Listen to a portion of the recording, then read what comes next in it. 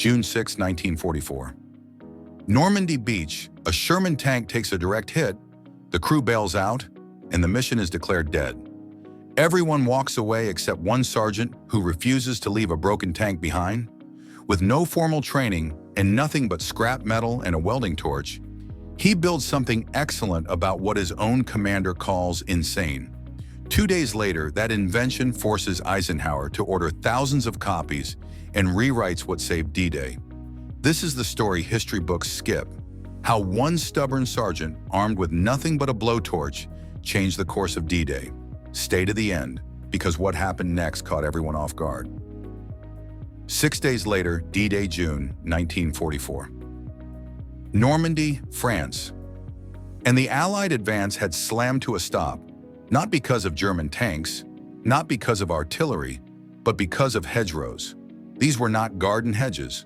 Norman hedgerows were ancient walls, earth, stone, and tangled roots packed together over centuries. Some rows 15 feet high, just as thick. Roots plunged 10 feet deep or more, natural fortresses, and they covered Normandy like a maze. For American tank crews, they became death traps. Every time a Sherman tried to climb one, the tank tilted upward. Its thin belly armor, the weakest point on the vehicle, lifted into view. German soldiers waited on the far side with anti-tank weapons. The moment that underside appeared, they fired. One shot, one kill. Sergeant Curtis Cullen of the 102nd Cavalry watched it happen again and again. Tanks would approach, tilt up, then explode into fire. Most crews never made it out. The few who did were burned, shaken, broken. The medics were overwhelmed. Morgue details worked non-stop. This was not the plan. Allied commanders expected to be 30 miles inland by now, driving toward Paris. Instead, they were crawling forward a few hundred yards a day. Every field was its own battle. Every hedgerow, a new ambush. The Germans did not need reinforcements. They just waited. Cullen was not an engineer. He had no degree. Before the war, he fixed cars and trucks in New Jersey. But he understood machines. He understood force, leverage, failure points. And one day, watching another Sherman burn, something clicked. The problem was not the hedgerows. The problem was the tanks. They were trying to go over them. They needed to go through them. If a tank could cut straight through at ground level, it would never expose its belly. The frontal armor would stay facing the enemy, and the Germans could not shoot what they could not see. But cutting through 10 feet of compacted earth, stone, and roots was no small task. These hedgerows had survived centuries. They would not yield easily. Cullen began sketching ideas in the notebook he always carried. The other soldiers laughed. Cullen's at it again, solving the war with drawings. The jokes were friendly, but skeptical. Plenty of smarter men had studied the hedgerow problem. None had solved it. Why would one sergeant? Cullen ignored them. Mechanics were always underestimated. People thought working with your hands meant you did not work with your mind. But every repair was a puzzle. The hedgerows were just another stubborn machine. They did not need to be destroyed. They needed to be persuaded. Cullen approached his commanding officer, Captain Samuel Morrison, with a plan that sounded insane. He wanted a damaged but mobile Sherman tank. He wanted to weld steel prongs onto its front, scrap metal scavenged from German beach obstacles, giant steel teeth. The tank would not climb the hedgerow. It would ram it. Morrison stared at him. Let me get this straight. You want to weld junk onto a tank and drive it full speed into a wall of earth? Yes, sir, Cullen explained calmly. The current plan gets tanks killed. Mine keeps the armor facing forward. No belly shots, no easy kills. The logic was solid. The idea was still crazy. Morrison asked him how long time you needed. Cullen said, I'd require only 2 days with a torch, some metal. I'll have a prototype. Morrison paused, then made a decision that would ripple across Normandy. You have 48 hours.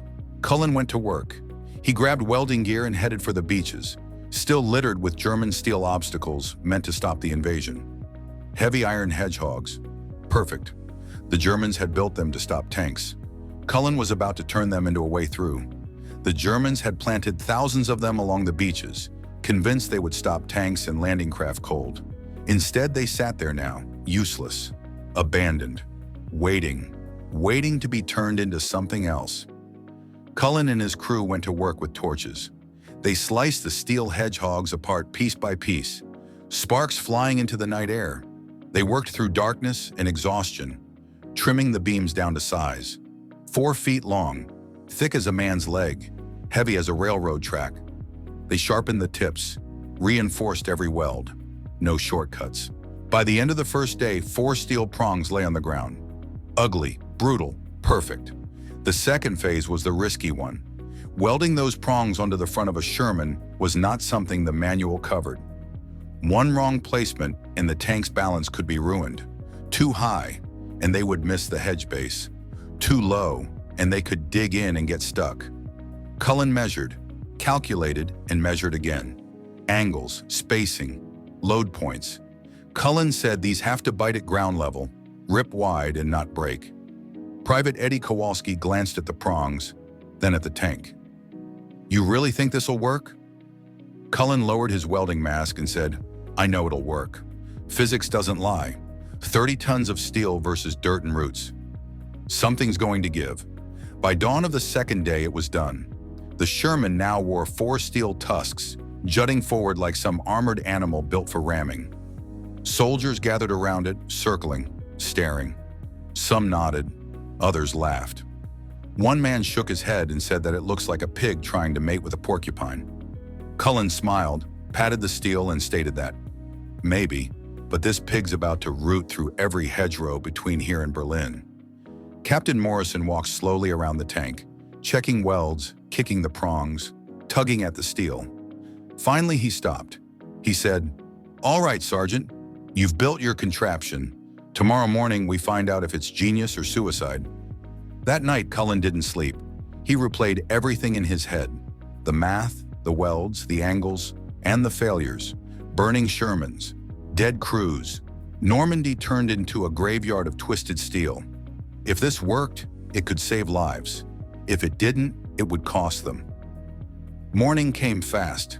The modified Sherman rolled toward a hedgerow chosen specifically because it looked unbeatable. 12 feet high, ancient, solid. Officers gathered to watch.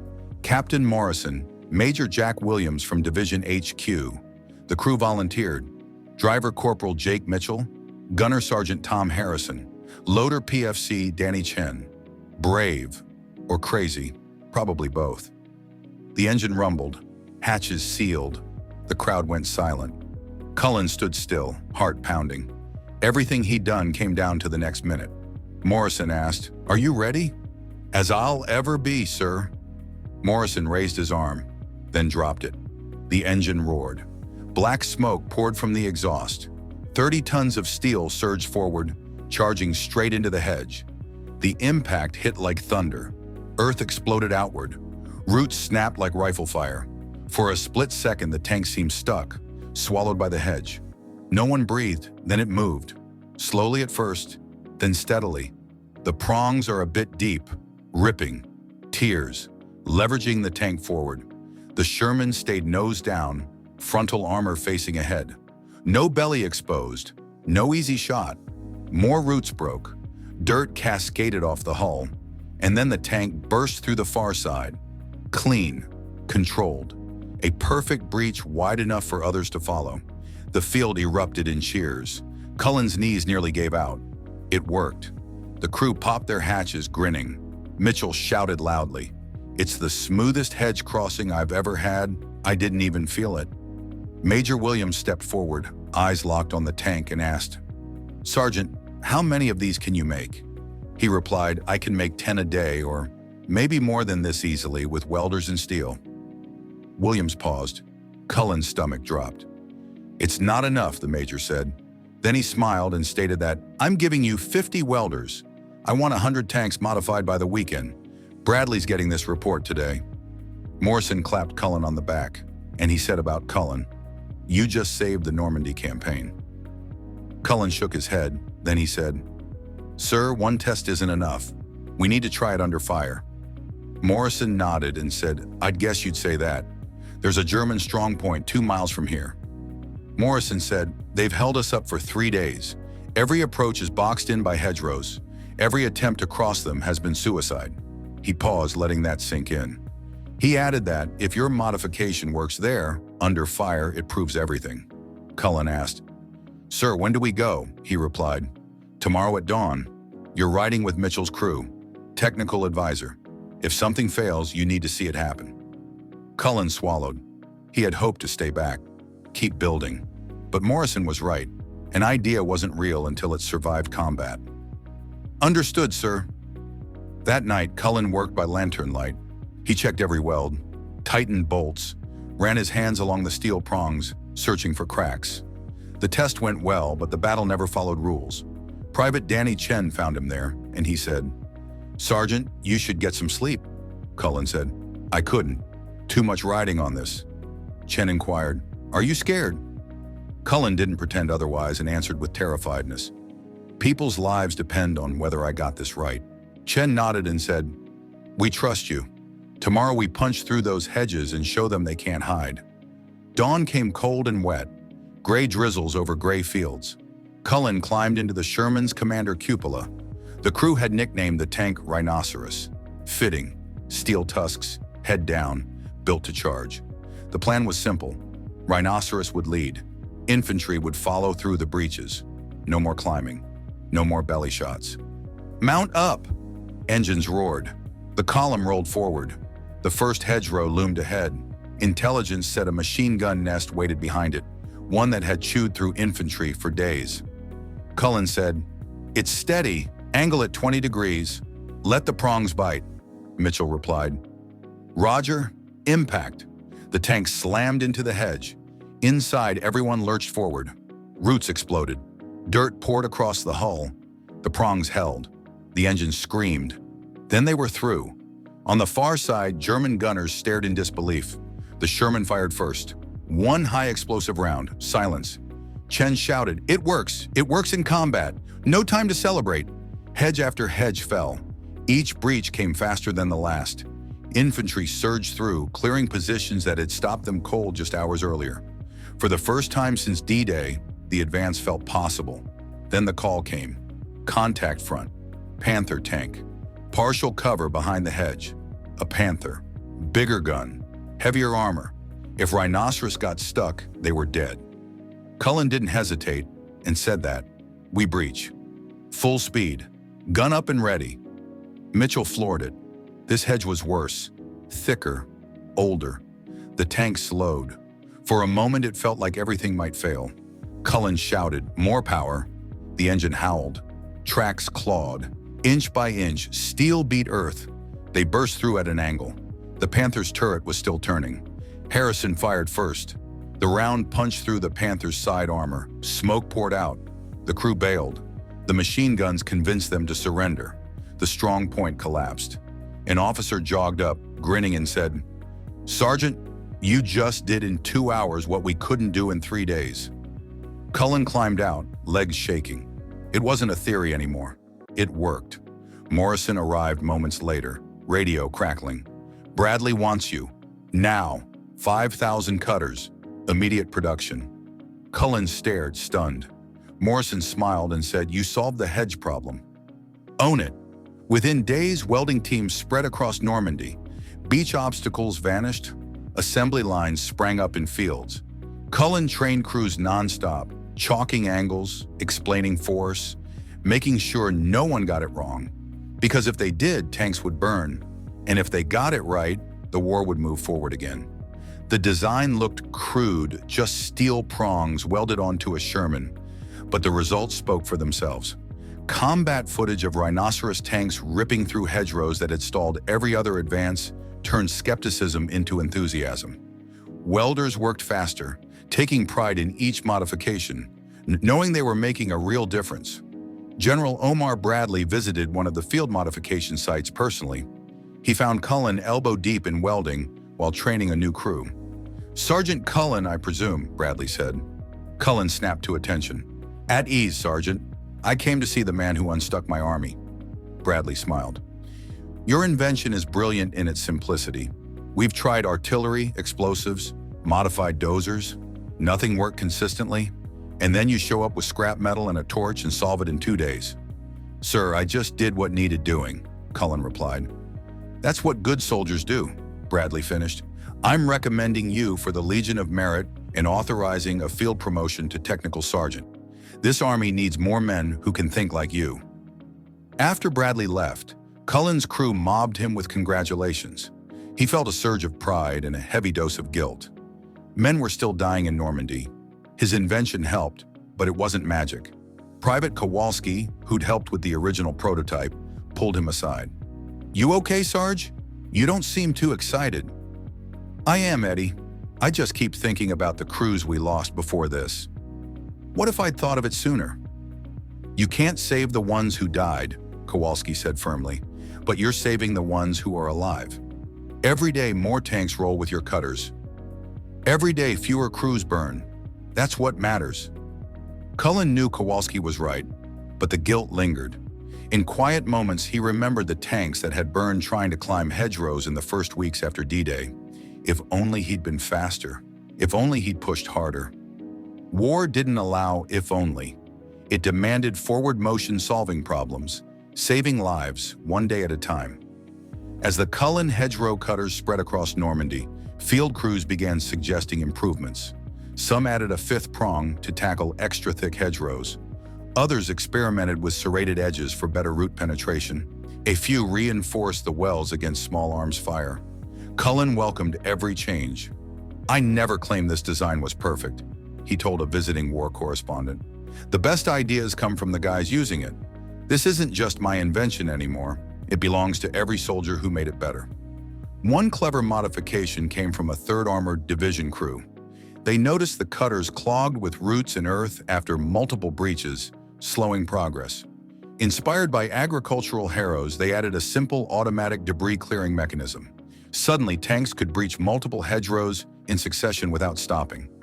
Cullen incorporated this improvement immediately in new installations. "See that?" he told the welders. "Some tanker in the field solved a problem I never imagined. That's how real engineering works." The Germans at first were baffled. Allied armor was suddenly passing through hedgerows without exposing vulnerable sections. Once they understood what was happening, they tried countermeasures. Hidden mines, anti-tank guns angled for ambush, even fake hedgerows with pre-positioned weapons. Nothing worked consistently. The Cullen cutters allowed tanks to breach hedgerows while keeping frontal armor facing the enemy. As long as crews used the tactics Cullen taught, the Germans simply couldn't stop them. By August 1944, the breakout from Normandy was underway. The race across France had begun, and the hedgerow cutter was no longer an experiment. It was standard. New Shermans rolling off assembly lines in the United States were now built with cutter attachment points already welded into the hull. What started as a field fix made from scrap metal had become official tank design. Cullen hadn't just solved a battlefield problem, he had changed how tanks were built. As Allied forces pushed into the more open terrain beyond Normandy, the cutters were needed less for hedgerows. But tank crews quickly discovered something unexpected. The cutters were useful for almost everything. In cities, the steel prongs smashed through brick walls and wooden barricades. Snipers hiding inside buildings suddenly found 30 tons of steel crashing through their cover. Often, the sound alone was enough. German troops surrendered rather than wait for the tank to finish coming through. At river crossings, the prongs dug into muddy banks, giving tanks traction when they would have otherwise slid backward into the water. In winter, they shoved aside snowdrifts that could have bogged down entire columns. The cutters became massive snowplows, clearing paths for infantry and supply vehicles.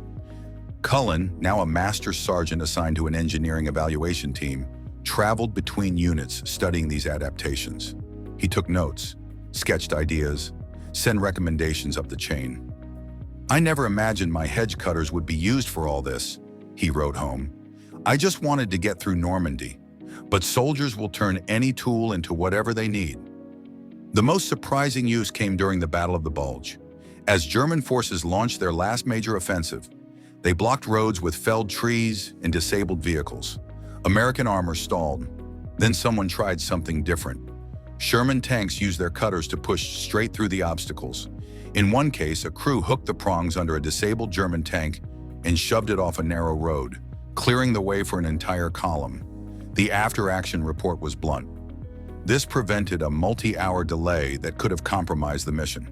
Cullen loved that story. "I built a tool to cut bushes," he'd joke, "and now they're using it to move panzers." But there were limits. Some crews pushed the cutters too far. Prongs snapped when tanks tried to punch through reinforced concrete. Welds failed when crews used them like cranes.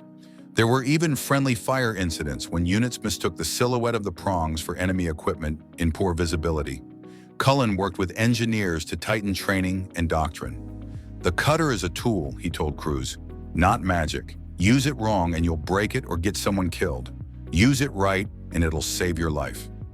By early 1945, as Allied forces pushed into Germany itself, the hedgerow cutter had become so normal that new tankers barely questioned it. Sherman simply had them. Of course they did. For Cullen, that was the strange part. His invention had worked so well that people forgot it had ever been a problem. The hedgerows, the burning tanks, the stalled advance. The cutters were no longer remarkable. They were just there. And that, he realized, was what success really looked like. "That's how you know it really worked," Captain Morrison told him one evening. "When people can't imagine it ever being different." You didn't just solve a problem, Cullen. You erased it so completely that nobody even remembers it existed. But the success came with costs Cullen hadn't expected. The first was human. Once tanks could punch through hedgerows at will, commanders began using armor more aggressively. Attacks that might have been delayed before were now launched with confidence that tanks would force a way through. In some cases, that confidence turned into casualties. Units were pushed forward when caution might have saved lives. Cullen carried that weight. "Did I give them a tool that made them overconfident?" he asked Chaplain Thomas O'Brien during a quiet moment. "You gave them a tool that saved lives," O'Brien replied gently. "What commanders choose to do with that tool is on them. You can't control how people use what you create. You can only try to make something that does more good than harm." There was another cost, harder to name. The hedgerow cutters shortened the Normandy campaign. That saved Allied lives. But it also meant German soldiers who might have survived a slower, more cautious advance were instead killed in a faster one. Cullen understood the logic. This was war. The goal was victory. Emotionally, it was harder. "I killed people I never saw," he told Kowalski one night. "Not directly, but my invention put tanks in places where they could kill more efficiently. And I'm getting medals for that." Kowalski was quiet for a long moment. "You know what feels wrong to me?" he finally said. "Watching good men burn in tanks because we couldn't breach a hedge without exposing ourselves." "You stopped that." "Yes, your invention killed Germans," Kowalski said quietly. "It's a weapon. That's what it does. But it also saved Americans. And more than that, it shortened the war." He let the words sit. "Every extra day this war drags on, people die. Americans, Germans, French civilians stuck in between. Your cutter helped end it faster. That saves lives on all sides, even if it doesn't feel like it." Cullen wanted to believe him. He needed to, but war never offered clean math. Every answer came with shadows. There were other costs too, practical ones. The speed of the Allied advance caught the supply system off guard. Fuel trucks lagged behind. Ammunition ran short. Spare parts failed to arrive on time. Units pushed farther than planners had expected, sometimes outrunning their logistics and exposing themselves. Cullen found himself in briefings with supply officers, explaining a problem he'd helped create. "I gave you a tool that lets tanks move faster," he told them. "Now you have to figure out how to feed them when they do." It was strange, an enlisted sergeant advising officers on operational tempo. Stranger still that they listened, but they did, and the Army adapted. New supply methods, faster resupply chains. The war adjusted to the pace his invention had set. The strangest cost, though, was personal. Cullen became famous inside the Army, the mechanic who solved the hedgerow problem. Soldiers asked for autographs. Officers wanted him at briefings. Reporters hunted him down. He hated it. "I'm not comfortable with this," he told Morrison. "I didn't storm the beach. I didn't charge a machine gun nest. I welded metal to a tank. Why am I being treated like a hero when real heroes are dying every day?" Morrison didn't hesitate. "Those men are heroes because of their courage," he said. "You're a hero because of your mind. Wars need both. Accept it, Sergeant. You earned it." Cullen tried. He never fully succeeded. In his head, he was still just a mechanic from New Jersey who figured out how to cut through bushes. On May 8, 1945, Germany surrendered. The war in Europe was over. Cullen stood with his unit in a small German town as celebrations broke out around him. Cheers, laughter, exhaustion. Relief so deep it felt unreal.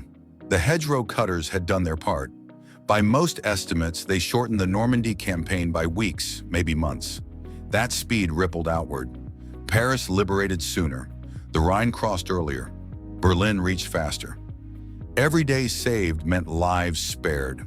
Official citations credited the Cullen hedgerow cutter with materially contributing to the success of the Normandy campaign and the operations that followed. Eisenhower himself called it one of the most significant tactical innovations of the war. Cullen received the Legion of Merit, the Bronze Star, a commendation from the Supreme Allied Commander, a promotion to warrant officer. His name appeared in newspapers back home. He became a symbol of American ingenuity, the ordinary soldier who solved an impossible problem with scrap metal and common sense. And yet, standing there as the war ended, Cullen felt oddly empty. The problem he'd solved no longer mattered. The hedgerows were behind them. The tanks had moved on. His invention, once revolutionary, was already becoming a footnote in a war that had consumed tens of millions of lives. History would remember the victory. Cullen remembered the fires. Here's a cleaner, tighter rewrite that keeps the weight of the story, but sharpens the flow and emotion. I focused on clarity, rhythm, and removing repetition while preserving the moral tension. That's how you know something truly worked. Captain Morrison told him, "When people can't even imagine it being any other way, you didn't just solve a problem, you erased it so completely that no one remembers it ever existed." But the success of the hedgerow cutter came with costs Cullen never expected. The first was human. Once tanks could smash through hedgerows at speed, infantry commanders began using armor more aggressively. Attacks that might once have been delayed were now launched with confidence that tanks would punch through. Some units were pushed into situations where caution might have saved lives. Cullen carried that guilt. "Did I give them a tool that made them reckless?" he asked Chaplain Thomas O'Brien one quiet evening. "You gave them a tool that saved lives," O'Brien replied. "How it's used is a commander's burden, not yours. You can't control choices, only whether what you create does more good than harm." There was also the enemy. The cutters shortened the Normandy campaign, saving Allied lives. But they also meant German soldiers who might have survived a slower advance were killed in the rapid push that followed. Cullen understood the logic of war, but logic didn't make it easier. "I killed people I never saw," he told Kowalski one night. "I'm being decorated for making killing more efficient." Kowalski thought for a moment. "You know what feels wrong to me? Watching good men burn in tanks because we couldn't breach a hedge without exposing ourselves." "You stop that. Yes, your invention killed Germans. It's a weapon. That's what weapons do. But it also saved Americans, and it helped end the war faster. Every extra day meant more dead, on all sides." Cullen wanted to believe that. He needed to. But the math of war never sat comfortably. Then came a problem no one had anticipated. Logistics. The faster advance created supply strain. Fuel, ammunition, and spare parts lagged behind units that were suddenly miles ahead of schedule. Some advances stalled, creating new vulnerabilities. Cullen found himself briefing officers, explaining that his invention had changed the pace of war. "I gave you a tool that makes tanks faster," he'd say. "Now you have to figure out how to keep up with them." It was strange for an enlisted sergeant to advise senior officers. Stranger still that they listened. The Army adapted. The oddest cost was fame. Cullen became known as the genius mechanic. Soldiers asked for autographs. Officers wanted him in briefings. Reporters requested interviews. He hated it. "I didn't storm a beach," he told Morrison. "I welded scrap metal to a tank. Why am I being treated like a hero?" "Because courage wins battles," Morrison said. "But ideas win wars. Both matter." Germany surrendered in May 1945. Standing in a small German town, watching celebrations erupt. Cullen felt relief and emptiness at once. The problem he'd solved no longer mattered. The war was over. The hedgerow cutter had helped speed the Allied advance, liberated Paris sooner, crossed the Rhine earlier, and saved countless lives. Eisenhower called it one of the most important tactical innovations of the war. Cullen received medals, promotions, and headlines. None of it sat right with him. Back home in New Jersey, he returned to fixing cars. When asked about the war, he shrugged it off. "I was a mechanic," he'd say. "Nothing exciting." When his wife asked why, he answered simply, "I'm proud of what I did. I'm not proud of what it was for." Years later, a historian tracked him down and asked if he understood how significant his invention had been. "I wasn't special," Cullen said. "I just knew machines and saw a problem. The only reason it mattered is because someone let me try." That, he believed, was the real lesson. Not a genius, not heroism, but listening. Today, pieces of welded steel sit in military museums. Crude, unremarkable, revolutionary, and most people still don't know the name of the quiet mechanic who changed the course of the war by refusing to accept that a problem couldn't be solved. If you enjoyed this story, don't just move on. Stories like this take time to research, write, and tell properly, and subscribing is the simplest way to make sure more of them get made. If you want real history, the kind about people, choices, and consequences, not just dates and headlines, hit subscribe and stay with the channel. The next story's already lined up, and it's one you probably haven't heard before.